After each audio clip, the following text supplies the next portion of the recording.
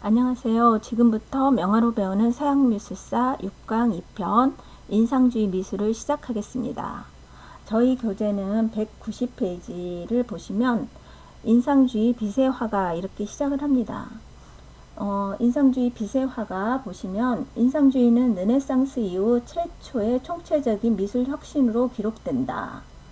그러면서 인상주의는 르네상스 시대의 산물인 원근법, 균형 잡힌 구도, 이상화된 인물, 명암 대조법 등을 거부함으로써 미술 전통의 혁신을 가져왔다. 그 대신 인상주의자들은 색채와 빛을 통해 찰나의 시각적 감각을 표현하려 했다. 인상주의자들의 주요 관심은 인상, 즉 짧은 순간에 화가가 시각적으로 처음 지각한 사물을 표현하는 것이었다. 처음 지각한, 지금 이 작품 인상해돋이라는 모네의 작품에서 인상주의라는 말이 나왔는데요. 190페이지에 보면 모네의 작품에 대한 이 인상해돋이에 대한 작품이 설명이 나와 있습니다. 1872년 드가, 시슬리, 피사로, 모리조, 르누아르, 모네 등은 그들의 첫 번째 그룹전을 열었는데 그 중에서 이 인상해돋이 이 작품이 있었다. 이 그림으로 인해 그들은 인상주의자라는 명칭을 얻었고 비평가들은 이 용어를 약간의 미완성 작품이라는 약간 경멸적인 용어로 사용하였다. 인상이라는 용어는 오래전부터 어떤 사물을 대면했을 때 느끼는 직관적인 반응 혹은 빠른 스케치 같은 화법을 의미하는 용어였는데 모네는 새벽강의 잔물결과 배를 표현한 색채의 얼룩과 줄무늬로 이 작품을 완성하고 있다. 그래서 이제 모네의 해돋이에서 시작된 이 인상주의 미술 용어에 대해서 알아보고 함께 이제 인상주의 미술을 열었던 르누아르하고 드가, 그 다음에 인상주의를 이제 건너서 후기 인상주의로 연결하는 그 중간에 있었던 신인상주의에 대해서 배우겠습니다. 이제 쇠라는 이런 전묘법을 통해서 신인상주의를 이제 말을 하는데요. 자, 인상주의는 19세기 후반 프랑스를 중심으로 일어났었고요. 아까 보았던 클로드 모네의 유화 인상해돋이에서 시작된 용어입니다. 아까 우리 좀 전에 봤던 사실주의 미술하고 또 실증주의 이런 것들이 이제 시대 흐름에 같이 따라오고요. 대상을 눈에 보이는 대로 재현하려는 운동입니다. 특히 인상주의자가 중요한 건 이 태양의 광선 밑에서 그리는 자연의 순간적인 양상을 있는 그대로 묘사하려고 시도를 했고요. 자연계의 모든 색은 빛과 대기에 의해 생겨나고 변화하므로 물체의 고유색이 없다라고 생각을 했습니다. 그 전까지만 해도 색이라는 건 고유한 그 색이 있다라고 화가들은 믿고 있었는데 인상주의부터는 어떤 과학도 발달을 하고요. 어떤 색에 대한 체계적인 이론서도 나오기 시작을 합니다. 이때 이제 나오기 시작하는 게 이 슈베렐의 색채론이 나오는데요. 색채를 햇빛의 프리즘에 의해서 분해에 의해서 얻을 수 있는 7가지 색으로 한정하고 이 색 분해에 대해서 세계적인 이제 색채학 책이 나오기 시작을 합니다. 이것들이 인상주의 작가들에게는 굉장히 자신들의 이론서로서 많이 활용이 됐었고 실제 그들의 작품에 이러한 이론을 전묘법을 통해서 이제 실행했던 그 유파입니다. 자, 이 작품이 인상해돋이 작품이죠. 이렇게 봤을 땐 미완성 같고 무엇을 표현한지 이게 해가 뜨는 장면인지 해가 지는 장면인지 잘 모르겠지만 모네는 실제로 이 장면을 그리기 위해서 이 바닷가에 나가서 이제 이 작품을 보고 직접 그렸다고 합니다. 그리고 이제 세계 미술품을 소장하고자 하는 사람들이 가장 1순위로 소장하려고 하는 작품 또한 이 모네의 해돋이라고 합니다. 자, 그렇다면 이제 모네의 이러한 작품들이 나오기 전에 모네가 따랐던 모네의 그러한 작품을 할 수 있도록 영향을 줬던 1순위가 누구냐 하면 누가 뭐라해도 마네를 이제 꼽고 있습니다. 마네에 대한 이야기는 저희 책 192페이지하고 193페이지에 나와 있네요. 마네의 패거리드 이래가지고 마네 근대미술의 선구자 이렇게 나와 있습니다. 근대미술의 아버지로 불리는 마네는 일생 동안 공식 미술계로부터는 인정받지 못했지만 아방가르드 미술, 어떤 전위적인 미술 그룹에서는 마네를 엄청나게 따랐다고 합니다. 그래서 1세대 이제 인상주의 미술은 마네, 모네, 르누아르, 드가, 피사로, 시슬리, 모리조, 케사트 등이 있습니다. 이들은 야외 풍경, 바다 풍경, 파리의 거리나 카페가 주로 그들의 작품의 주제였고 소재였습니다. 그들의 목적은 시지각을 통해 즉각적으로 들어오는 어떤 순간적인 장면을 그리고자 했었어요. 그래서 여기서 보시면 마네의 이 그림은 여기 보이면 이 흰 그 물감 덩어리만 칠해진 듯한 이 누드, 그리고 여기 왠지 지식인, 그 당시 이제 프랑스에서 어떤 지식인을 상징하는 모자를 쓰고 있는 이 젊은 신사들이 점심 식사를 이런 이제 누드하고 같이 이렇게 식사를 한다라는 건 엄청난 사건이었습니다. 그래서 이제 인상주의는 이 당시에 마네가 이 풀바디의 점심 식사를 이제 내면서 그 인상주의 미술이 이제 나오기 시작을 하는데요. 마네는 이 작품을 처음에 이제 살롱전에 냈다가 낙선해서 낙선 작품전에 냈던 작품입니다. 근데 이제 마네의 이 작품들은 굉장한 그 비판을 받아요. 왜냐하면 이제 풍기문란이라고, 그 다음에 올림피아를 그 다음에 출품했는데 이 또한 미풍을 해친다는 이유로 엄청난 이제 미술계뿐만 아니라 그 정치적으로도 이제 공격을 받습니다. 이러한 마네가 이제 너무 피곤하니까 이제 그 여행을 좀 떠나는데요. 스페인 등으로 여행을 떠나고 귀국했는데 이 마네의 패거리들은 끊임없이 모여들었고 마네를 위시로 해서 이제 인상주의 전람회가 열리기 시작을 합니다. 이래서 인상주의 미술이 이제 태동하게 된 것이죠.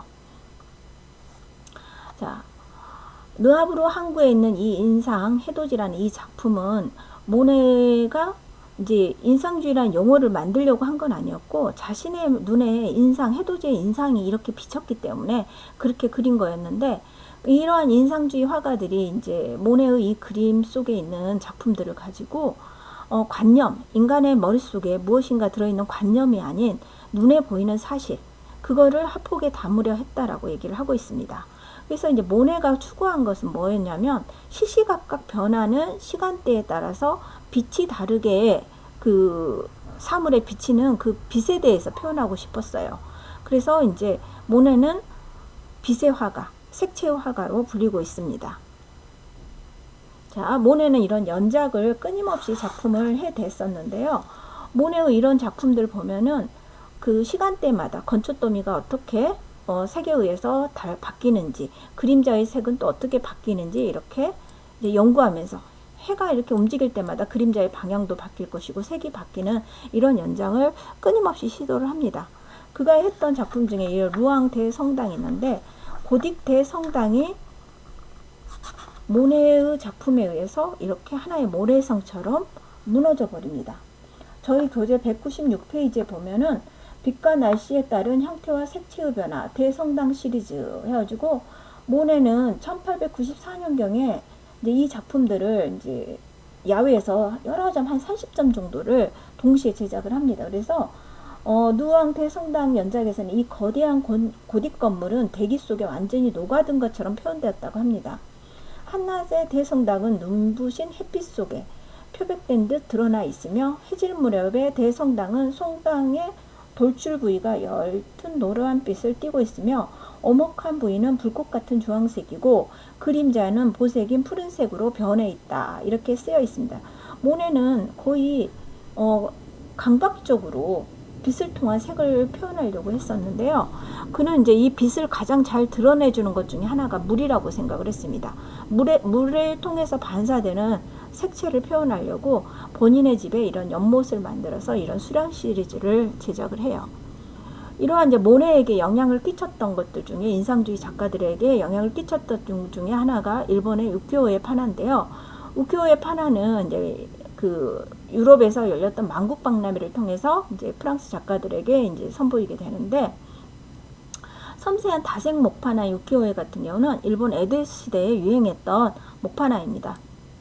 그래서 이제 작가로는 후쿠사이나 엔도 히로시게 같은 작품이 있었고요. 또 남녀가 장사하는 굉장한 그 에로틱한 그런 풍속화도 많이 있었는데, 뭐 일본 우키오에를 만들었던 사람이 우리나라 뭐 신윤복이다라는 그런 설도 있습니다.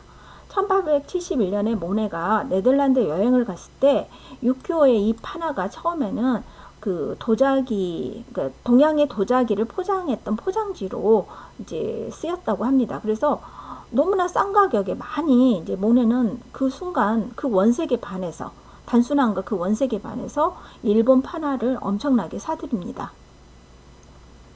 자, 모네가 이제 후쿠사이의 작품을 이렇게 이제 따라서 좀 작업을 했던 건데요. 뭐 후쿠사이 작품을 그대로 모사하진 않았지만 이런 구도라든가 이런 수평성 이런 것들을 모네가 그대로 따라서 작업을 합니다. 여기 이제 인물들 배치하는 거라든가 이런 이제 구도의 단순성이라든가 이런 게 이제 판화에서만 목판화 다색 목판화에서 보여주는 어떤 색의 선명성 이런 것들을 이제 모네는 열심히 이제 따라서 하고요. 고 또한 그 일본의 우키요의 판화를 굉장히 좋아합니다. 그래서 고도 히로시게의 목판화를 그대로 흑백 목판으로 자기가 제작을 합니다. 자, 모네는 자신의 부인에게 이 기모노를 입은 여인의 일본 우키요의 판화에서 나오는 이 여인처럼 입히고 머리 스타일을 하게 한 다음에 뒤쪽에 이렇게 이제 일본식 부채를 이제 걸어놓고 이제 일본 우키요의 모습을 회화로 재현을 하고 있습니다. 자, 두 번째는 르누아르인데요. 르누아르는 굉장히 이제 그 사람을 사랑스럽게 그리는 대표적인 인물입니다. 르누아르는 굉장히 가난한 집의 아들로 태어나서 그 어려서 도자기 공장에 그림을 그리는 알바를 했었어요. 그리고 누브르 미술관에 가서 유명 화가들의 그림을 모작하면서 그림 공부를 했던 이제 인상파 화가입니다. 여기서 보면은 물랭드라 갈레트의 춤이라는 이 작품을 보시면 굉장히 사랑스럽게 인물들을 그리고 있습니다. 그래서 이제 르누아르의 작품의 주제는 여자, 카페, 아이들 주로 이렇습니다. 붉은 계열의 색을 많이 썼었고요. 그 다음에 이제 그 르누아르가 좀 싫어했던 게 좀 어두운 색 대신에 푸른 색을 좀 적절히 사용해서 어두운 색을 만들었다고 합니다. 그는 초기에는 빠른 필촉을 사용했었고요. 그리고 이제 후기에는 보다 이제 견고한 형태의 누드화로 바뀝니다. 그가 즐겨서 했던 얘기는 즐겁게 그림을 그려라. 마치 여자와 사랑하듯이 이런 말이 남겨져 있습니다. 르누아르는 그림은 영혼을 씻어주는 환희의 선물이어야 해. 굉장히 이제 그림에 대해서 이제 그림을 사랑하는 마음이 많이 담겨져 있습니다. 그의 그림은 눈부신 색채와 생동감 넘치는 묘사로 아이 여인을 그렸으며 행복한 분위기와 기쁨의 인상이 넘쳐났다. 그림 속에서는. 그의 그림을 보면은 세상에 어떤 그 고단함이 하나도 없는 사람처럼 보이죠. 하지만 르누아르는 대단히 어려운 환경 속에 살았었고요. 빵조가리조차도 친구들에게 구걸해야 될 정도로 어려운 환경에 있었습니다.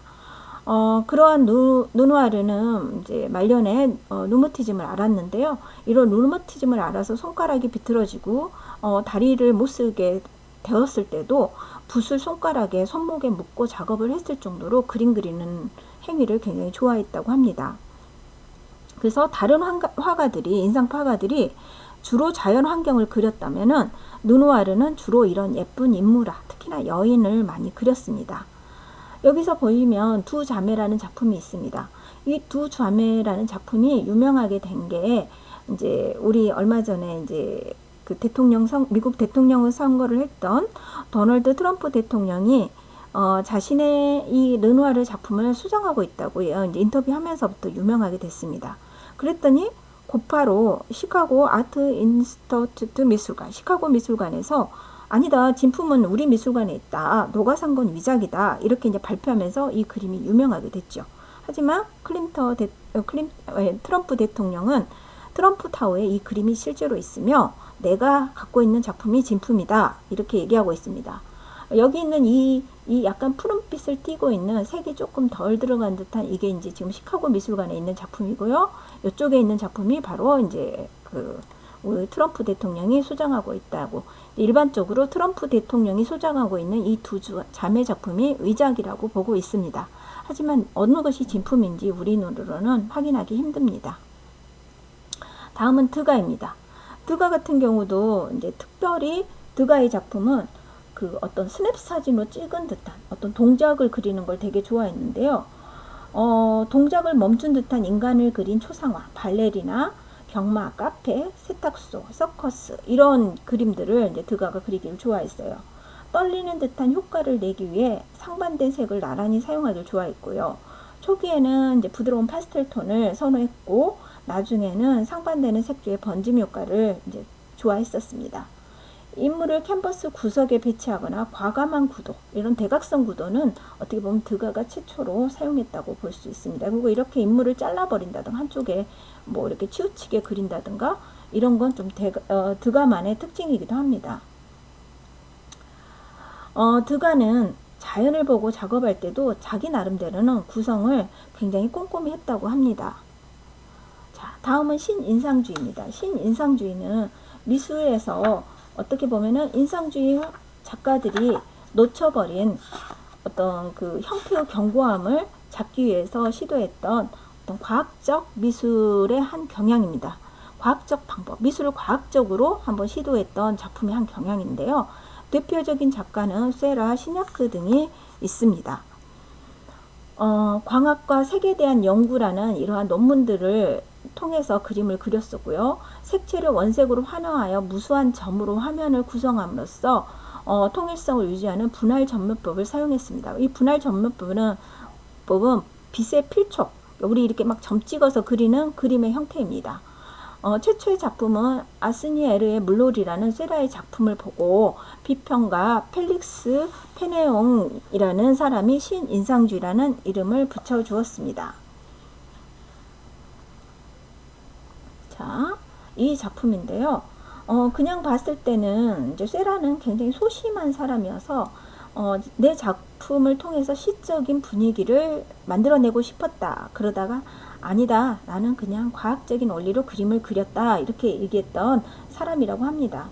그래서 점묘법 특성상 그림이 빨리 끝나지 않기 때문에 한 작품당 최소 2년에서 3년 혹은 더 길게 걸려서 쇠라는 그렇게 많은 작품을 남겨놓지 않았어요. 하지만 이러한 쇠라의 작품은 세장과 더불어 20세기 회화에 굉장히 큰 영향을 미칩니다. 자, 분할 점묘법이 뭔지 한번 더 보겠습니다. 그림을 선과 면이 아닌 색점을 찍어서 표현하는 화법입니다. 일명 점묘법입니다. 아까 이제 세브레르 책 색채의 동시적 대조 법칙이라는 논문에서 영향을 받았고요. 우리가 일반적으로 모자이크 회화를 연상케 하고 있으며 그래서 약간은 중세적인 느낌도 납니다. 작가는 과학적으로 연구된 이론을 바탕으로 독자적인 분할 점묘법을 사용하여 작품의 질서와 과학적 면모를 부여했다. 자, 그랑자트 섬의 일요일 이 작품을 처음에 1886년 제8회 인상파 전람회를 통해서 이제 나왔던 작품인데요. 파리 근교에 있는 그랑자트 섬에 하루를 보내고 있는 파리 시민들의 모습을 이렇게 어떤 기념비적인 모습 같기도 하고 정적인 그대로 동작이 멈춰버린 듯한 모습을 색점을 이용해서 병치된 작은 점으로 이제 그림을 그렸습니다. 우리가 노란색 점하고 초록색 점을 동시에 찍었을 때 노란색 점과 파란 점을 동시에 찍었을 때 우리 눈에는 이 두 점이 합쳐져서 초록색으로 보인다고 합니다. 이런 그 어떤 세계 과학적인 원리를 이용해서 그림을 그린 게 신인상주의입니다. 이 3m가 넘는 이 그림을 완성하는데 2년이 걸렸고요. 쇠라가 이 작품을 완성하기 위해서 40점 이상의 유화 습작을 했다고 합니다. 현재 시카고 미술가에서 상설 전시되고 있습니다. 자, 이러한 이제 프랑스 인상주의 미술이 한참 회화에서 전성기를 이룰 때 건축에서는 바로 아르누보 건축이 유행을 하고 있었습니다. 대표적으로 영국에서는 수정궁, 파리에서는 에펠탑을 들 수 있는데 이 두 건축물 다 프랑스하고 영국을 대표하는 그 어떤 수세기 동안 내려오는 자존심의 싸움입니다. 둘 다 그 만국박람회를 통해서 소개되었던 작품이고요. 프랑스가 만국박람회를 영국에다 뺏기고 나서 이제 굉장히 이제 분해합니다. 그러면서 에펠을 통해서 뭔가 이제 이 다음 만국박람회를 준비하는 과정에서 이제 수정궁에서 보여줬던 여기 이제 철제하고 간이 칸막이를 이용해서 6개월 만에 단시간 안에 지었던 이 수정궁의 모습을 가지고 이제 더 나은, 더 높은 뭔가를 만들어내라 해서 만들어낸 게 이제 에펠탑인데 실제로 이런 이제 만국박람회를 통해서 영국과 프랑스는 라이벌이자 서로 경쟁하면서 발전하게 됩니다. 그래서 이제 만들어진 게 이제 대표적인 게 에펠탑인데요. 이 에펠탑은 처음에는 흉물이라고 프랑스의 지식인들이 굉장히 반대했다고 합니다. 250만 개의 못을 사용했고요. 300m 높이의 에펠탑은 무너져 버릴지도 모른다는 위험도 있다라고 처음에는 이제 많이 반대했던 시민들이 지금은 700만 명, 매년 700만 명이 넘는 관광객을 유치하는 프랑스의 관광 산업의 가장 중요한 위치이기도 합니다. 그래서 이제 이 천박한 예술이라고 시비까지 걸었던 모파상은요, 이 에펠탑이 보기 싫어서 그 시칠리아로 이사를 가버립니다. 그리고 에밀 졸라는 이 에펠탑이 안 보이는 쪽에서만 식사를 했다고 합니다. 그리고 이 정도로 이제 싫어했던 건 그 시대 당시의 정서가 고딕 성당이라든가 건축물 한다 그러면 어떤 그 시대의 예술품이 상상할 수 있는 선에서의 작품이어야 되는데, 이때 당시는 철이 많이 생산되기 시작하는 산업혁명의 시대입니다. 철이라는 건 왠지 차가운, 죽어버린, 시체 같은, 금속 시체 같은 모습이라 해서 이제 좀 싫어했었고요. 하지만 이제 에펠은 나름대로 자부심이 있었죠. 이게 이제 새로움을 열어줄 거라고. 이렇듯 인상주의는 그 시대의 새로움을 열었던, 한 시대를 열었던 미술 장르입니다. 이러한 인상주의가 신인상주의를 거쳐서 다음 시간에 후기 인상주의를 마무리하면서 인상주의 미술은 이제 막을 내립니다. 그러면서 20세기 미술로 연결시켜주고 있습니다.